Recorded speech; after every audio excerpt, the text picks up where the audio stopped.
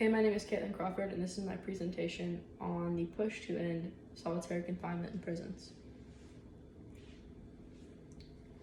Solitary confinement should be a last option for prisoners who break rules while incarcerated. The last option used to solitary confinement could lessen aggression, preserve the mental health of inmates, and reduce the likelihood of reoffending once released.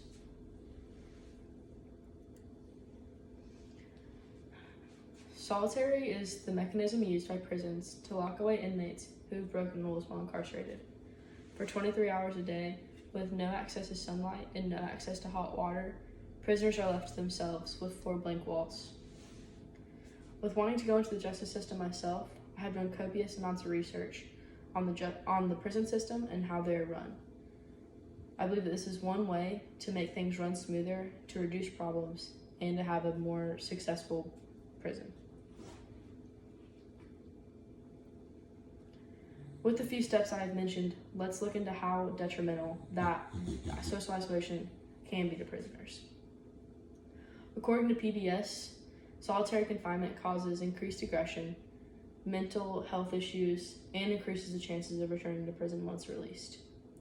Stuart Gratian also wrote about how inmates began having twisted fantasies of hurting guards and other inmates after just a few short months of being in isolation.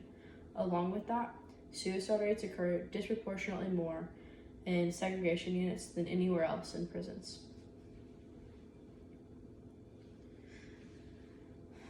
The damage solitary does to the mental state of a human being makes it so that they are no longer human, but rather a prisoner with a number that has no control of their emotions or their actions. So how can these problems be fixed? With GED programs, anger management courses, slow integration back into general population, along with providing therapy for mental illness, these are all ways to fix the problems at hand. After looking into Maine State Prison, who had implemented these, the rates of both self-harm and the use of solitary dramatically decreased within 6 years. Self-harm rates went down 80%, and the use of segregation went from 100 to 8 inmates. So how can these healthy inmates help society? Inmates would be less paranoid, more willing to not return to prison, less money would be spent going into solitary, and can be used on programs inside of the system, and they would have an overall better mental state. 61% of inmates are able to find employment once released, due to the programs that were already inside of the prison to help them have a better mental state and better goals and coping mechanisms. Once released, society would be safer due to the inmates having the proper skills needed to be successful and goal-oriented outside of prison. These traits would tremendously help society. With all the information gathered and presented, I want to leave y'all with this. Inmates aren't always the problem. Sometimes it's a system they've been brought into and how they are treated once incarcerated.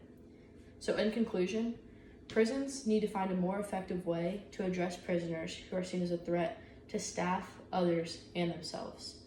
The use of solitary confinement should be used less frequently to avoid mental stress and deterioration, the aggressive behaviors that follow being put back into society right after solitary, and the return rates of those who cannot seem to find themselves fit for society after being released.